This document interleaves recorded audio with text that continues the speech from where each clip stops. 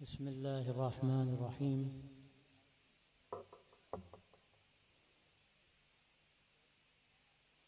अल्हम्दुलिल्लाहि रब्बिल आलमीन वस्सलातु वस्सलामु अला सय्यिदिल मुरसलीन व खातमिन नबिय्यीन सय्यिदिना व नबिय्यिना व मौलाना मुहम्मदिन व अला आलिहि व सहबिहि अजमईन व अला मन तबिअहुम बि इहसान व दआ बिदअवतिहिम इला यौमिद्दीन, अम्मा बअद। फ़अऊज़ु बिल्लाहि मिनश शैतानिर रजीम। बिस्मिल्लाहिर रहमानिर रहीम। अर्रहमानु अल्लमल क़ुरआन ख़लक़ल इंसान अल्लमहुल बयान। सदक़ल्लाहुल अज़ीम। हज़रात उलमाए किराम, दानिशवरान मिल्लत, अज़ीज़ तलबा, ये मेरे लिए बड़ी मसर्रत की बात है कि मैं आपके दरमियान कल से मौजूद हूँ। और जैसे अभी हमारे बड़ों ने बातें फरमाई कि इस गोया के जंगल में एक मंगल का समा है, एक अल्लाह के नेक बंदे ने जो काम इखलास के साथ शुरू किया, आज उसके नताइज हमारे सामने हैं। जिस इलाक़े के बारे में ये बात कही जाती रही है कि यहाँ के लोगों को मज़दूरी भी शायद नहीं आती थी सही तरीक़े पर, आज अल्हम्दुलिल्लाह यहाँ ऐसे लोग तैयार हो रहे हैं जो दुनिया को सही रास्ता बताने वाले हैं, रहनुमाई करने वाले हैं। अल्लाह ने उनको दुनिया भी अता फरमाई है और अल्लाह ने उनको दीनी एक शऊर भी अता फरमाया है।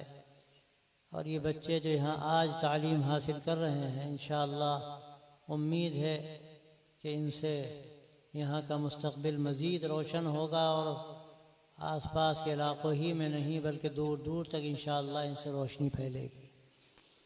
ये जो इजलास हो रहा है, मुझसे बताया गया कि इसके कई मौज़ूआत हैं। राब्ता अदब इस्लामी का मौज़ू भी पेश नज़र है और क़याम इंसानियत का जिस वक्त काम हो रहा है उसका भी कुछ न कुछ तारुफ़ होना है, उसकी ज़रूरत लोगों के सामने रखनी है। इस्लाह माशरा की बड़ी ज़रूरत है। यकीनन ये सारे काम अपने अपने वक्त में शुरू हुए और अल्लाह के उन बंदों ने इन कामों को शुरू किया जिनको अल्लाह ने बसीरत दी थी, जिन्होंने आगे आने वाले हालात को अपनी आँखों से देखा और महसूस किया कि अगर इन कामों को शुरू नहीं किया जाएगा तो इंसानियत भी ख़तरे में है, मुसलमान भी ख़तरे में हैं, मुल्क भी ख़तरे में है। हज़रत मौलाना अली मियां रहमतुल्लाह अलैह ने बहुत पहले राबिता अदब इस्लामी की तहरीक चलाई और मौलाना ने ये दावत पेश की कि ये अदब का जो मौजू है ये बड़ा हसास भी है, बड़ा अहम है और अदब के ज़रिए से आदमी अपनी कैफियत दूसरों तक मुंतकिल कर सकता है। हज़रत मौलाना राबे साहब ये जुमला फरमाते थे कि ज़बान तो ये है कि आदमी अल्फाज मुंतकिल कर दे, लेकिन अदब ये है कि आदमी कैफियत मुंतकिल करे। तो अदब की जो हैसियत है वो मामूली नहीं है। तो मौलाना ने इसको महसूस किया कि अदब पर इजारादारी ऐसे लोगों की हो गई थी कि जो हकीकत इंसानियत से गोया के वाकिफ़ नहीं थी और बाद ऐसी चीज़ें सामने आ रही थी जो आलम इंसानियत के लिए एक तरह का उसमें एक जहर था, जहर का एक हिस्सा था कि अगर उस पर गौर न किया जाता और किसी हद तक कोशिश न की जाती कि वो चीज़ें कि जो इंसानों के लिए मुज़िर हैं किसी हद तक उस पर पाबंदी लगाई जाए और जो चीज़ें इंसानों के लिए मुफीद हैं उन चीज़ों को आगे बढ़ाया जाए और अदब को हकीकी अदब से जोड़ा जाए। ये अदब अल्फाज की हद तक न रह जाए, ये अदब सिर्फ ज़बादानी की हद तक न रह जाए, बल्कि अदब में हकीकी अदब शामिल हो जाए। इसके लिए मौलाना ने फ़िक्र की और उसकी दावत दी कि बड़े बड़े उलमा और बड़े बड़े असहाब अखलाक जिन्होंने दुनिया को अखलाक की तालीम दी, जिन्होंने इंसानों को इंसान बनाया, अगर उनकी किताबें देखी जाएँ मुख्तलिफ़ ज़बानों में तो अदब के ऐसे शहपारे मौजूद हैं जो बड़े बड़े उदाबा की बात के मरतबा किताबों में नहीं मिलते। तो मौलाना ने इसके लिए जो दावत पेश की और आलम अरबी ने उसको कबूल ही नहीं किया, बल्कि हज़रत मौलाना का पूरा साथ दिया और उसके 10 नहीं बल्कि मैं समझता हूँ 50 बड़े बड़े जलसे आलम अरबी में भी हुए, इस मुल्क में भी हुए। और ये एक बड़ा अहम काम था जिसके ज़रिए से वो उदबा जो इल्हाद के रास्ते पर थे, इर्तिदाद के रास्ते पर थे और उनका ईमान खतरे में था, ना मुसलमानों के थे, लेकिन उसके बावजूद उनके अंदर आहिस्ता आहिस्ता दीन निकल रहा था, वो अल्हम्दुलिल्लाह अदब इस्लामी के रास्ते से करीब हुए और उनके अंदर एक एहसास पैदा हुआ, एक बेदारी पैदा हुई। और अल्लाह का शुक्र है कि उसके ज़रिए से बहुत से लोगों को रास्ता मिला। यह अदब इस्लामी की जो तहरीक मौलाना ने शुरू की, मैं समझता हूँ ये एक बड़ा कारनामा है। लोग उसकी शायद उस अहमियत से वाकिफ़ ना हो। मैं तो समझता हूँ कि एक तजदीदी कारनामा हज़रत मौलाना रहमतुल्लाह अलैह का है कि उन्होंने उस तबके को करीब किया कि जिस तबके के हाथ में कभी कभी नौजवान होते हैं, जिसके तबके के हाथ में ज़िम्मा कार होती है और वो असर डालता है, तबका उसकी तहरीरें असर डालती हैं और कभी कभी नौजवान दीवाने होते हैं। वही मिनल बयानी लसहरा, खुद कुरान मजीद खुद हदीसों में आता है कि आदमी जो बात कहता है उसके अंदर कभी ऐसी कुव्वत होती है बयान करने में कि जादू का काम वो करता है। तो ये जादू अगर सही रास्ते में इस्तेमाल हो, सही रास्ता दिखाने के लिए उसका इस्तेमाल हो, तो यकीनन ये हम सब के लिए एक खिज़र राह का काम कर सकता है। नाम जादू का होगा लेकिन उससे फ़ायदा होगा आलम इंसानियत को। तो ये जादू का लफ्ज़ है, जादू एक अलग चीज़ है, लेकिन एक इस्तिलाह के तौर पर इसका इस्तेमाल होता है कि जो चीज़ हैरत अंगेज असर डाले उसको कहते हैं कि वो जादू का काम कर रही है। तो ये अदब भी जादू का काम कर सकता है, हैरत अंगेज असर डाल सकता है अगर सही मकसद हो उसके अंदर। तो ये एक बड़ा तजदीदी काम था मौलाना का। या आपने जो जलसा किया इसमें इस मौजू को शामिल किया और हमारे राबिता अदब इस्लामी के जनरल सेक्रेटरी शोबा बर सगीर के जनाब मौलाना उमर सिद्दीक साहब माशाअल्लाह तशरीफ फरमा है। और ये हमारे लिए खुशी की बात भी है इस मौजू की मुनासबत से मौलाना की हाजिरी में समझता हूँ कि इंशाअल्लाह बेहद मुफीद होगी। और हो सकता है इस मौजू पर मौलाना ने गुफ्तगू की हो, मैं तो महरूम रहा, या आइंदा कोई बात मौलाना करें। ये एक बहुत अहम मौजू था। फिर दूसरा जो मौजू बताया गया वो इस्लाह मुआशरा है और फिर बड़ा अहम मौजू क़याम इंसानियत का है। और मैं समझता हूँ इन दोनों में कोई मुनाफात नहीं है। समाज की इस्लाह का जो अमल है, अगर क़याम इंसानियत का काम हम लोगों ने नहीं किया और अपने अखलाक से लोगों को मुतासिर नहीं किया तो ना हम समाज को बना सकते हैं, ना हम दूसरों को मुतासिर कर सकते हैं, ना हमारी जिंदगी के अंदर वो रोशनी पैदा हो सकती है जिसकी आज सारी दुनिया को जरूरत है। इसलिए मैं समझता हूँ कि ये दो चीज़ें ऐसी हैं कि अगर इन दोनों पर तवज्जो की जाए और अगर मैं समझता हूँ क़याम इंसानियत का काम सही नहज पे किया जाए, अपनी ज़िंदगी को बनाकर, अपने अखलाक को संवार कर, अपने समाज को नमूना बनाकर हम लोगों के सामने एक ऐसा रास्ता पेश करें जिसकी दुनिया को ज़रूरत है, तो सच्ची बात यह है कि ये दोनों चीज़ें कोई अलग नहीं है। तो इस्लाह मुआशरा और क़याम इंसानियत, इन दोनों का ताल्लुक़ हम सब से है, पूरी दुनिया से, दुनिया इंसानियत से। लेकिन मैं इस मौके पर दो बातें आपसे कहना चाहता हूँ और दोनों बातें बड़ी अहम हैं। एक बात वो है जिसका ताल्लुक हमारे इस्लाम के तहफ़्फ़ुज़ से है, आने वाली नस्लों के ईमान की बका से है, और एक चीज़ ऐसी है कि जिसका ताल्लुक यहाँ के समाज और माहौल से है और उसका ताल्लुक हमारे बिरादान वतन से है। जो और दूसरे मजहब के लोग हमारे आसपास रहते हैं, वो हिंदू हो या क्रिश्चियन हो या किसी मजहब के मानने वाले हों, अगर हम ये समझते हैं कि हमें उनसे क्या लेना देना, तो ये हमारी बहुत बड़ी भूल है। हमें अल्लाह तबारक व तआला ने दुनिया इंसानियत के लिए पैदा किया और साफ ये कहा गया कुंतुम खैर उम्मतिन उखरिजत लिन्नास, तुम बेहतरीन उम्मत हो जिसको लोगों के लिए बर्पा किया गया। अगर तुम ये समझते हो कि तुमने अपनी दुनिया अलग बसा ली, तुम किसी मदरसे में अपने को तुमने कैद कर लिया, तुम्हें दुनिया से कोई मतलब नहीं, तुम मदरसा जानो, तुम मस्जिद जानो और उसके बाद दुनिया में क्या हो रहा है, तुम्हारे भाई, ये इंसानी भाई जो एक माँ बाप की औलाद हैं, ये किस रास्ते पर जा रहे हैं और किस तरह इनके अंदर गलत फहमियाँ फैलाई जा रही हैं इस्लाम के बारे में, मुसलमानों के बारे में। अगर खुदा न खास्ता गलत फहमियाँ हमने दूर करने की कोशिश न की और उस उस कबीले को, उस कौम को हमने नजरअंदाज किया जो कौम आज हमसे आशना नहीं है, हमसे पूरी तरह से मानूस नहीं है, गलत फहमियों का शिकार है। तो याद रखिए अपने घरौंदों में आप बहुत दिनों तक महफूज नहीं रह सकते। और इसका हज़रत मौला अली मियां ने बार बार तज़किरा किया।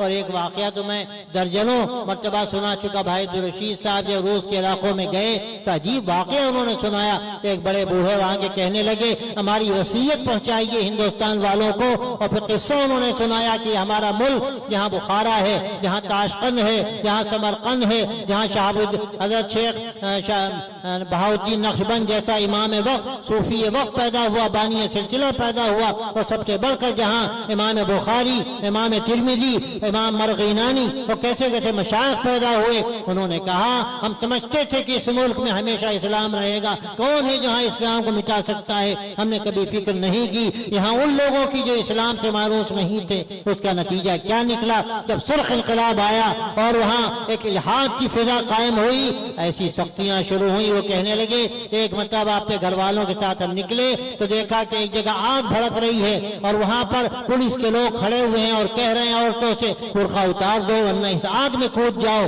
उन्होंने मेरी बीवी को पकड़ा और कहा कि बुर्का उतारो वरना इस आग में कूद जाओ। हमारी बीवी ने कहा बुर्का तो नहीं उतर सकता। हमारी निगाहों के सामने उन्होंने मेरी बीवी को उठाया और आग में डाल दिया और जिंदा जल गई। और बच्चियां जो थी उनसे उन लोगों ने कहा कि तुम भी बुर्का उतारो वरना आग में कूद जाओ। वो कहने लगे मैंने कहा बच्चियों बुर्का उतार दो, अपने घरों में चली जाओ। उन बच्चियों ने बुर्का उतारा, अपने घरों में दाखिल हो गई। वो कहते हैं कि आने वाली नस्लें बताएंगी कि शायद अब उनके जनाजे ही वहां से निकलेंगे, वो अपने घरों से नहीं निकल सकती। मेरे दोस्तों उन्होंने एक अजीब जुमला कहा। उन्होंने कहा कि आप जानते हैं ये क्यों हुआ? ये सिर्फ इसलिए हुआ कि हमने यहाँ की आबादी को नजरअंदाज किया, अपने बिरादरान वतन को नजरअंदाज किया। उन्होंने कहा हिंदुस्तान वालों से कह दीजिए अगर उन्होंने खुदा न खास्ता ये गलती की तो वही हालत हो सकती है अल्लाह जो हालत हुई है रूस के इलाकों में, जहाँ मुसलमानों के एक जमाने में अक्सरियत थी, जहाँ की किताबें हमारे लिए बाइस फख्र हैं और आज भी वो किताबें दुनिया में पढ़ाई और पढ़ी जाती हैं और क़यामत तक पढ़ी जाएंगी इंशाअल्लाह। लेकिन अगर खुदा न खास्ता अपने भाइयों को हमने नजरअंदाज किया, उनकी फिक्र नहीं की, तो वही खतरात है जो खतरात वहाँ पेश आ चुके हैं, जो स्पेन में पेश आ चुके हैं। स्पेन मरहूम उंदुलुस मरहूम कहिए जो आज स्पेन है, और न जाने कितने मुल्कों में और कितने इलाकों में ये वाक़या हो चुका है। तो भाइयों हमें अपने भाइयों को नजरअंदाज नहीं करना। ये जो प्याम इंसानियत का काम है, ये प्याम इंसानियत काम हकीकत में इसी का है। हम गलत फहमियाँ दूर करें। गलत फहमियाँ कैसे दूर होंगी? हम उनसे मुलाकातें करें, हम मजलूमों की मदद करें, हम गरीबों के काम आएँ, हम बीमारों की इयादत करें, हम जेलों में जाएं, हम हॉस्पिटल में जाएं, हम स्कूलों में जाएं, हम लोगों की खिदमत करें और इस तरह खिदमत करके दिल को जीतें। आप तजुर्बा करके देख लीजिए किस तरह दिल जीते जाते हैं। अभी 3-4 दिन पहले की बात है, हमारे यहाँ रायबरेली में एक बड़ा हॉस्पिटल है और वहां पर हमारे एक मुसलमान बड़े डॉक्टर हैं, बड़े दीनदार हैं। उन्होंने खुद किस्सा सुनाया। एक लड़की बेचारी गरीब आई हिंदू और उसके मसाइल थे, कोई उसका पुरसान हाल नहीं था। कोई गरीब हो तो कौन पूछता है? वो कहने लगे कि बस थोड़ी सी हमने मदद कर दी और हम थोड़ा सा काम आए उसके, तो वो ऐसी उसके अंदर ऐसी तब्दीली नजर आई। वो आकर कहने लगी आखिर क्या चीज है जिसने आपको आमादा किया? कौन था हमारा हमको पूछने वाला? हमारे मजहब वाले भी एक आंख हमें देखने के लिए तैयार नहीं थे और हमारा काम करने के लिए कोई तैयार नहीं था। आखिर कौन सी बात है जिसके नतीजे में आप सामने आए? उन्होंने कहा मैंने एक जुमला कहा कि ये तो हमारा दीन है जो हमको इस पर आमादा करता है, ये तो इस्लाम है, ये हमारे नबी की तालीम है जो हमें आमादा करती है कि हम लोगों के काम आए। आप देखिए एक एक जुमले ने कैसा काम किया, उसके दिल पर असर पड़ा। मेरे दोस्तों ये जरूरत है वक्त की कि हम लोगों की मदद करें, उनके काम आए, उनके दिल बदलेंगे। और फिर मैं अभी जो हमारे भाई जुनैद ने कहा कि ये तो हमारी दलील है, गोया कि हम जब खिदमत करेंगे तो ये एक दलील होगी कि इस्लाम क्या है और इस्लाम क्या सिखाता है। लेकिन उसके साथ साथ आज इसकी भी जरूरत है कि हम डायलॉग करें, हम कॉन्फ्रेंसें करें, हम कानून मीटिंगें करें, हम लोगों से मुलाकातें करें, हम लिटरेचर तकसीम करें। ये प्याम इंसानियत का लिटरेचर क्या लिटरेचर है? मौलाना अली मियां की तकरीरें बड़ी मौसर तकरीरें। अब मैंने सुना खुद वीपी सिंह आए और कहने लगे कि मौलाना मैं जब कोई स्पीच देने जाता हूं तो आपकी स्पीच पहले पढ़ लेता हूं, उसके बाद मेरी तकरीर का वजन, स्पीच का वजन बढ़ जाता है। और जुमला उन्होंने कहा, मौलाना कहीं लिखा है कि आग को जब कोई चीज खाने के लिए नहीं मिलती तो आग अपने आप को खाती। ये जुल्म कहां तक होगा? ये जुल्म जब आगे बढ़ता है तो जालिम जालिम को खाता है और फिर अल्लाह तबारक व तआला खैर के रास्ते खोल देता है।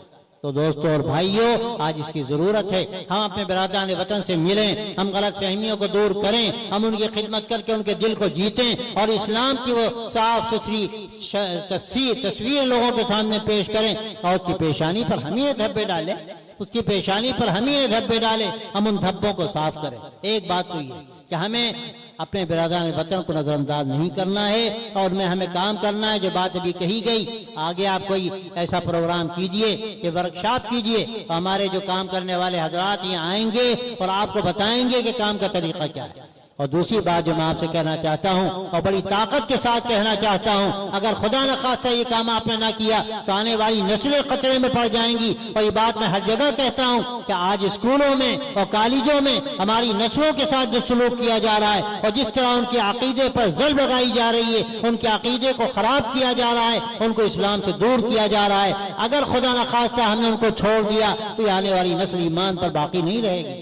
उसके लिए हमारे ऊपर सबसे बड़ी जिम्मेदारी ये है कि हम सबाही मसाई मकातिब कायम करें और कोई भी ऐसा बच्चा और बच्ची जो स्कूल में जा रहा है उसको हम उन मकातिब में तालीम न दें, ऐसा ना हो। और हर बच्चा और हर बच्ची आकर तौहीद का अकीदा सीखे, कुछ दीन की बातें सीखे, नमाज रोजा सीखे, वुजू का तरीका सीखे, ताकि इस्लाम पर बाकी रहे और कम से कम उनकी ज़हनसाजी की जाए, उनकी काउंसलिंग की जाए। बड़ी बच्चियों के लिए ऐसे इदारे और काउंसलिंग सेंटर कायम हो जहाँ उनके जहन को सही तरीके पर तैयार किया जाए, उनकी तरबियत की जाए। और उससे बढ़कर मैं कहता हूं और आप पर एक जिम्मेदारी डाल के जाता हूं कि आप यहाँ इस्लामिक स्कूल कायम कीजिए, आज जगह जगह इस्लामिक स्कूल कायम कीजिए। और मैं मदरसे का आदमी होकर मैं आपसे साफ कहता हूं कि आज इस वक्त सबसे बड़ी जरूरत इस्लामिक स्कूलों की है कि हमारे मदरसे में पढ़ने वाले बच्चे 2-4% बमुश्किल हैं और 97% बच्चे कहाँ जा रहे हैं? इन स्कूलों में जा रहे हैं जहाँ इनके ईमान का सौदा हो रहा है, जहाँ इनकी इज्जतों के सौदे किए जा रहे हैं। अगर इनको हमने इनके लिए इंतजाम न किया, अपने स्कूल कायम न किए जिनको आज हम इस्लामिक स्कूल कह सकते हैं, मुकम्मल निजाम के साथ इस्लामी जहन वहाँ तैयार किया जाए, अकीदा दुरुस्त किया जाए और उन बच्चों को इस्लाम से वाबस्ता करने की तदबीरें की जाएं, ये इस वक्त की सबसे बड़ी जरूरत। हज़रत मौलाना अली मियां रहमतुल्लाह अलैह ये बात कहते थे और इसका बहुत लोगों तक बात पहुंचाई गई कि अगर कोई आपके पास आए और कहे कि मैं एक मस्जिद बना रहा था, अब मस्जिद तो बन गई, मीनार बाकी हैं, और एक आए और कहे हम स्कूल कायम कर रहे हैं इस्लामिक स्कूल, उसके लिए हमें चंदे की जरूरत है, और दोनों आपके सामने आकर चंदा मांगे, तो मौलाना कहते थे कि मैं मदरसे का आदमी हूँ लेकिन कहता हूँ कि इस्लामिक स्कूल कायम करने वालों को चंदा दीजिए। अगर वो स्कूल कायम नहीं होंगे तो मस्जिदों को कौन आबाद करेगा?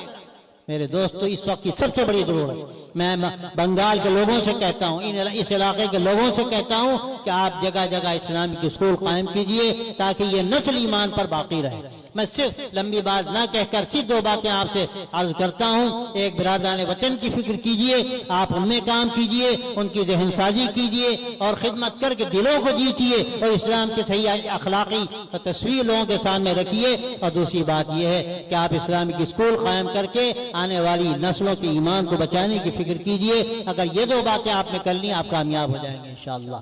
बाकी जो भी काम हो रहे हैं मैं उनकी कदर करता हूँ, वक्त की जरूरत है। किसी भी हैसियत से जो लोग भी काम कर रहे हैं, अल्हम्दुलिल्लाह मुख्तलिफ तहरीकात हैं, मुख्तलिफ इदारे हैं, बड़े बड़े मदारिस हैं, ये मदारिस तो इस्लाम के किले हैं। अगर ये नहीं रहेंगे तो काम करने वाले कहाँ से मिलेंगे और फिर इस्लाम की आबियारी कौन करेगा और उसकी हिफाजत का काम कहाँ से होगा? तो ये तो हमारी बुनियादी जिम्मेदारी है। लेकिन याद रखिए कि इन मदारिस के काम के साथ साथ, इनकी आबियारी के साथ साथ हमें ये 2 काम भी बुनियादी तौर पर करने हैं। और मैं मायूस हूँ, मैं नहीं समझता कि दूसरे लोग खड़े होकर काम करेंगे। लोग इस वक्त बिजनेसमैन बने हुए हैं, उनके सामने सिर्फ बिजनेस है कि पैसा कहाँ से आएगा। मैं समझता हूँ कि उलमा की ये जिम्मेदारी है, वो इंशाअल्लाह का मैदान में आए और उन्होंने काम किया तो ये मुल्क बाकी रहेगा, यहाँ के रहने वाले बाकी रहेंगे, यहाँ इस्लाम की आबियारी हमारे उन मशाइख ने की अपने खून और पसीने से, इंशाअल्लाह वो इस्लाम बाकी रहेगा और वो अखलाक बाकी रहेंगे जिसकी सबको जरूरत है। लेकिन इस वक्त आप इसके लिए खड़े हो जाइए, आप देखेंगे इंशाअल्लाह इसके कैसे नतीजे निकलते हैं। ये 2 काम हमारे लिए इस वक्त बहुत अहम हैं और करने के हैं। इनको इंशाअल्लाह अपने हाथ में हमने ले लिया, हमारे मदरसे वालों ने अपने हाथ में ले लिया। मदरसे में काम सब होते हैं, अगर ये 2 काम भी हमने इसके साथ कर लिए, अलग से हटकर और लोगों को तैयार किया, कुछ जिम्मेदारों को तैयार किया, तो इंशाअल्लाह इसके जरिए से हम यहाँ ईमान को बाकी रख सकेंगे, आने वाली नस्लों को बाकी रख सकेंगे और इससे यहाँ का माहौल बेहतर होगा। यहाँ का माहौल बेहतर होगा। ये आपकी तस्वीर जब लोगों के सामने आएगी तो लोग तो आपके तालिब होंगे, आप देने वाले होंगे। मैंने कल भी कहा या परसों कि अगर आप देने का मिजाज पैदा करें तो लोग आपके कदमों में आएंगे। उम्मत का मिजाज क्या है? आप देने वाले बने, आप लेने वाले न बने। हदीस में आता है कि जो लोगों की जेबों में है उससे बेरगबत हो जाओ। इज़्ज़त माफी अयदिन्नास युहिब्बुकन्नास, लोग तुमसे मोहब्बत करेंगे। तो ये अल्लाह तबारक व तआला ने हमें ज़ौक़ दिया है, हमें इसको सामने रख कर आगे बढ़ना है और अल्लाह की रज़ा के लिए इंशाअल्लाह काम करना है। मैं फिर आखिर में मुबारकबाद देता हूँ अपने इन भाइयों को। अल्लाह ताला मानसार साहब के दर्जात बुलंद फरमाए। उनके दोनों साहबजादों ने बेड़ा उठाया है। अल्लाह ताला इन दोनों को सेहत व आफियत के साथ रखे। हमारे भाई महबूब साहब और भाई मसऊद, अल्लाह ताला इन दोनों को अपने वालिद का जानशीन बनाए, उससे बढ़कर बनाए। अल्लाह ताला की कुदरत बहुत है और ज़्यादा इनसे काम और उनके वालिद के लिए सदका जारिया फरमाए। और सारे हजरात जो इसमें लगे हुए हैं अल्लाह ताला उनके उम्रों में और कामों में बरकत दे। तो इसके ज़रिए से अल्लाह ताला दूर दूर ईमान की रोशनी फैलाए, अखलाक की रोशनी फैलाए और इसको हिफाजत ईमान का ज़रिया बनाए। व आखिर दावाना अनिल हम्दुलिल्लाहि रब्बिल अल्लाहुम्मा लकल हम्दु व लकश शुक्र अल्लाहुम्मा ला नुहसी सनाअन अलैका अंता कमा सनैता अला नफ्सिक अल्लाहुम्मा सल्लि व सल्लिम व बारिक अला सय्यिदिना व नबिय्यिना मौलाना मोहम्मद वाला आलिहि व सहबिहि अजमाइन। रब्बना तक़ब्बल मिन्ना इन्नका अंतस समीउल अलीम व तुब अलैना इन्नका अंतत तव्वाबुर रहीम। रब्बि वफ़्फ़िक़ना लिमा तुहिब्बु व तर्ज़ा वजअल आखिरतना खैरन मिनल ऊला। अल्लाहुम्मा अहसिन आक़िबतना फ़िल उमूरि कुल्लिहा व अजिरना मिन ख़िज़्यि दुनिया व अज़ाबिल आख़िरह।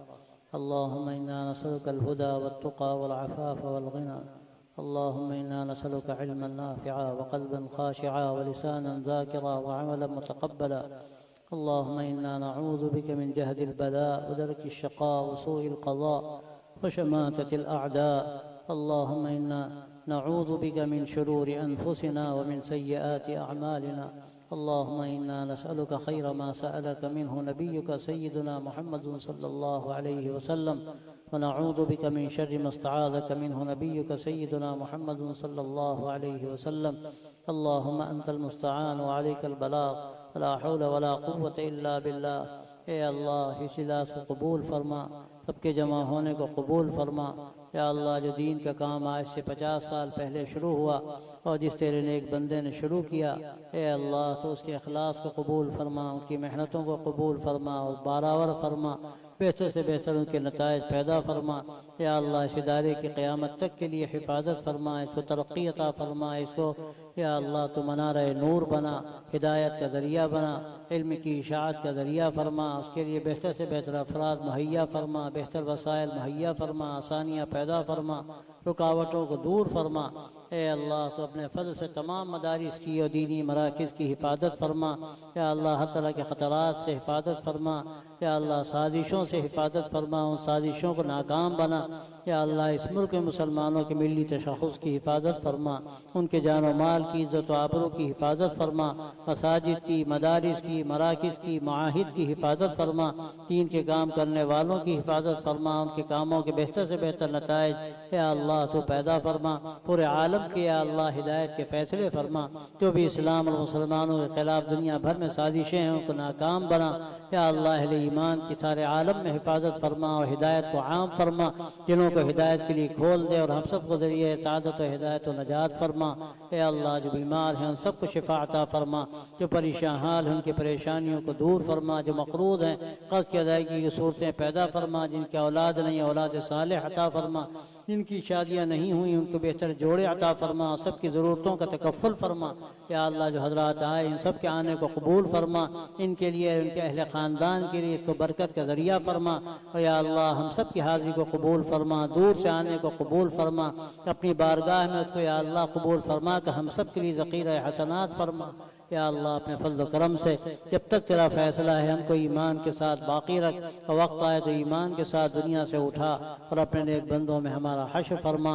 या अल्लाह इस इदारे के बानी मुफ्ती अंसार साहब की कब्र को नूर से भर दे, उनके दर्जात को बुलंद फरमा, ख़ास रहमतें उन पर नाजिल फरमा और उनके कामों की हिफाजत फरमा। उसके लिए तूने जो अफराद मुहैया किए हैं ए अल्लाह उनके कामों में मज़ीद बरकत दे, उनकी उम्रों में बरकत अता फरमा और आसानी पैदा फरमा। वसल्लल्लाहु तआला अला खैर खल्क़िही सय्यिदिना व नबिय्यिना व मौलाना मुहम्मद व अला आलिहि व सहबिहि अजमईन रहमतिका या रहमान।